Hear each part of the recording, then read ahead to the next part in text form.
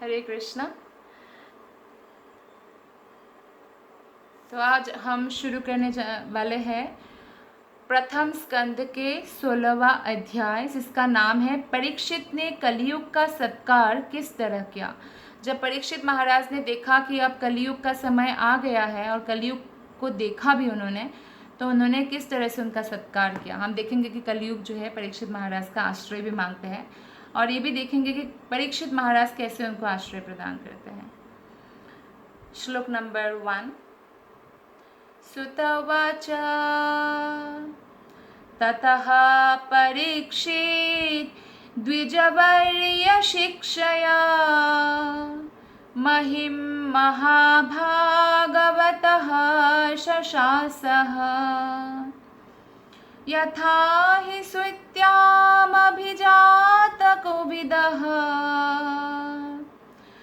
समादिशन् विप्रमहत् गुणस्तथा।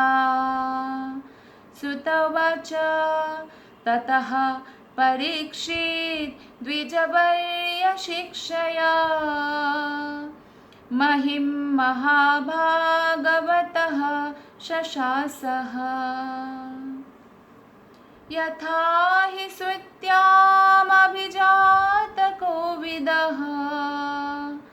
समादिशन् विप्रमहत् गुणस्तथा।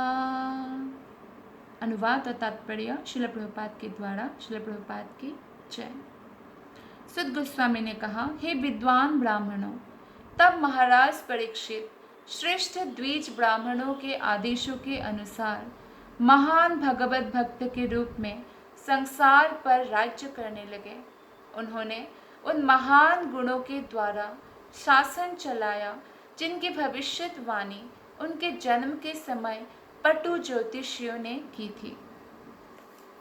तो युधिष्ठिर महाराज और अन्य पांडवगण जो है अब जा चुके हैं भगवत धाम, और परीक्षित महाराज को राजा बनाया, सम्राट बनाया।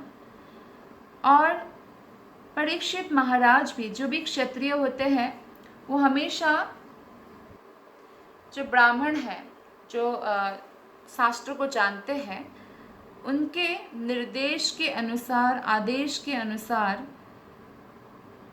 कार्य करते हैं।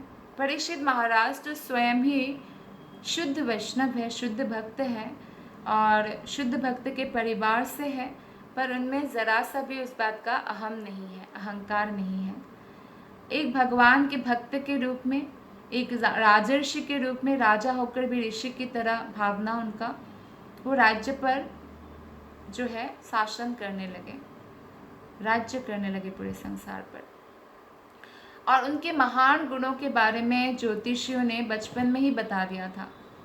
अभी भी जो है कई सारे ऐसे ज्योतिषी मिलते हैं जो बहुत सही गणना करते हैं, लेकिन उस समय सोचिए, उस समय जो ज्योतिषी थे और कितना पटु होंगे।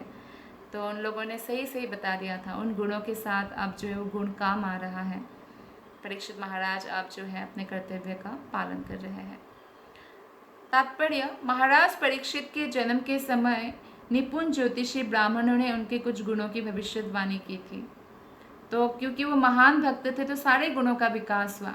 अगर कोई भक्त नहीं है तो उनमें हो सकता है उनमें कुछ गुण पूर्व जन्मों के हिसाब से मिले, लेकिन अगर वो भगवत भक्त नहीं है तो गलत संगति में वो उन गुणों को खो भी सकते हैं। जैसे कि द्विविध वानर था, वो राम जी की सेना में एक बहुत शक्तिशाली वानर था।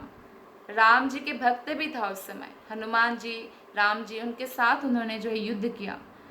तो उस समय इतने अच्छे थे, इतना अच्छा गुण था उनमें। और बाद में उन्होंने असुर की संगति करने के कारण, द्वापर युग तक वो जिंदा थे, जीवित थे, तो एक असुर जैसा ही बर्ताव करने लग गया था।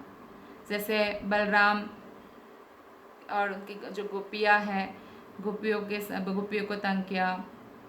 और बलराम जब संगीत वगैरह हो रहा था तब उनके बीच में जाके हरकत किया, गलत गोपियों का कपड़ा से खींचना, ये सब। तो बलराम ने उनका वध किया था फिर। तो इस प्रकार से बलराम ने उनका उद्धार भी कर दिया। लेकिन कहने का तात्पर्य है कि महान गुण भी खो सकता है गलत संगति से, लेकिन परीक्षित महाराज हमेशा महान भक्त रहे, तो इसलिए सारे गुणों का विकास हो गया। तो हम भी अगर भक्ति करते रहेंगे तो गुणों का विकास होगा।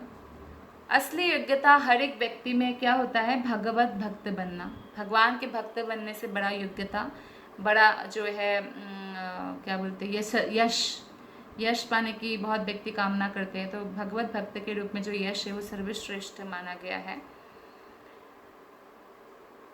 तो इस प्रकार भगवान के भक्त होने से हम इतने योग्य बन जाते हैं कि धीरे धीरे सभी अच्छे अच्छे गुणों का विकास हमारे अंदर हो जाता है। तो महाराज परीक्षित महाभागवत या प्रथम श्रेणी के भक्त थे। तो वो भक्ति विज्ञान में भी पटु थे, बल्कि दिव्य उपदेशों से दूसरों को भक्त बनाने में भी समर्थ थे। उत्तम भक्त का ये लक्षण होता है कि उनको देखकर ही लोग भक्त बन जाते हैं। वो दिव्य उपदेश से किसी का भी हृदय परिवर्तन कर सकते हैं। अतएव महाराज परीक्षित प्रथम श्रेणी के भक्त थे और खुद इतने बड़े भक्त होने के बाद भी वो बड़े बड़े मुनि और विद्वान ब्राह्मणों से हमेशा सलाह लिया करते थे, क्योंकि वो लोग शास्त्रों के आधार पर सलाह देते थे और परीक्षित फिर शासन चलाते थे उसके हिसाब से। कितने भी अच्छे अच्छे राजा हैं, उनके राजगुरु होते थे, आध्यात्मिक गुरु होते थे और उनके छत्र छाया में वो शासन चलाते थे, क्योंकि धर्म अधर्म के हिसाब किताब रखते थे इस प्रकार। तो ऐसे महान राजा आजकल के जो प्रशासक है उसमें पाना बहुत मुश्किल है, क्योंकि वो लोग बहुत जिम्मेदार थे, बहुत रिस्पॉन्सिबिलिटीज़ को समझते थे और पूरे जो है प्रजा को पुत्रवत पालन करते थे। जैसे कि राजा राम को देखिए, वो प्रजा को इतना प्यार करते थे, संतान की तरह। उनकी प्रिय थी पत्नी बहुत, सीता देवी।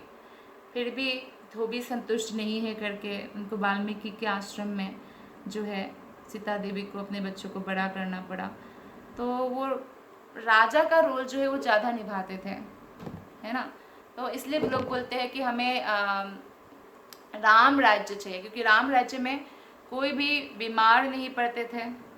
अगर कोई बच्चा पैदा करने की हालत जैसे बन गया तो उनको प्रसव पीड़ा नहीं होती थी, या पानी में गिर भी जाए तो डूबते नहीं थे, अकाल मृत्यु नहीं होता था। सब लोग भगवत भक्ति की ओर जो है आकर्षित थे। तो इसलिए राम राज्य चाहिए, लेकिन राम राज्य चाहिए लेकिन राम जी को तो हृदय में लाना होगा ना, भगवान को तो हृदय में रखना होगा, भगवान की सेवा करनी होगी। तो सब लोग जब ऐसा करेंगे तब राम राज्य संभव है, या ऐसे राजा अगर प्राप्त हो जो राम के भक्त हो, कृष्ण के भक्त हो।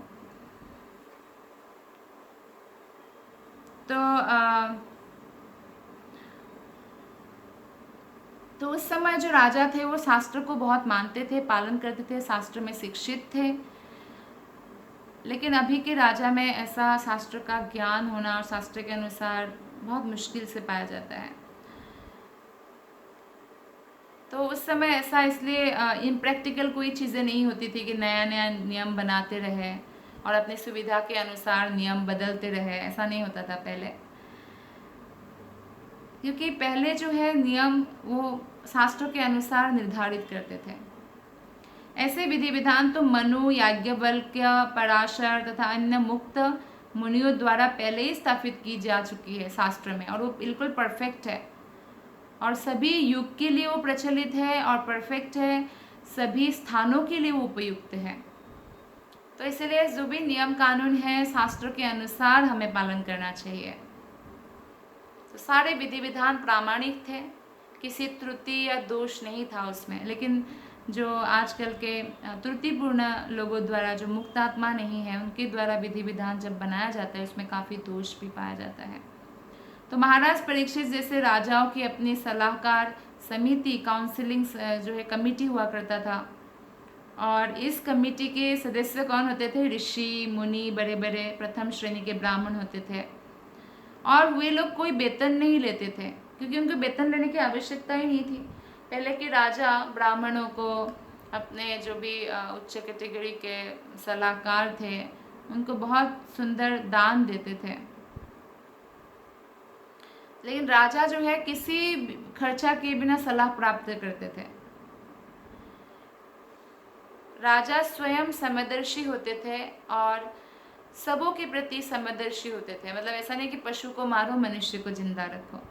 राजा है तो पशुओं का भी राजा है, तरुत्रिन का भी राजा है, नदी समुद्र सब उनके अधीन आता है, तो सबका ध्यान उनको रखना चाहिए। तो ये जो राजा को सलाह देने वाले ब्राह्मण होते थे वो समदर्शी, पंडिता समदर्शिना, वो समदर्शी होते थे। और यहाँ पे परीक्षित महाराज खुद भी समदर्शी, क्योंकि वो भगवत भक्त है और उनके जीवन से वो हमें सिखाते हैं कि किस प्रकार हमारे जीवन में भी एक काउंसलर, सलाहकार होना चाहिए जो उत्तम भक्त हो। वे राजा को ऐसी सलाह नहीं देते थे कि मनुष्य को तो सुरक्षा प्रदान की जाए लेकिन पशुओं को मार दिया जाए। वे सभी जो है स्वरूप सिद्ध लोग होते थे, सलाहकार जो ब्राह्मण थे, जो सलाह कमेटी होता था राजा का। और वे भली भांति जानते थे कि किस तरह राज्य के सारे जीव इस जीवन में तथा अगले जीवन में सुखी रह सकते हैं।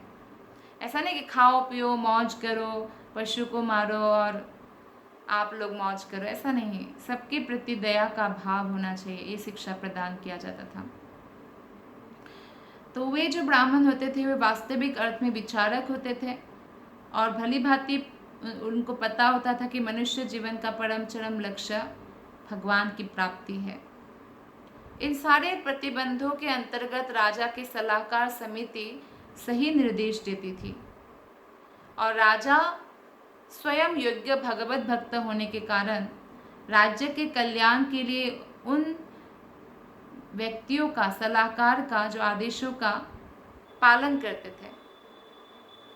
महाराज युधिष्ठिर अथवा महाराज परीक्षित के समय का राजा वास्तव में जन कल्याणकारी राजा होते थे, क्योंकि राज्य में कोई भी दुखी नहीं रहता था, चाहे वो मनुष्य हो या पशु हो, सबको फैसिलिटीज मिलता था।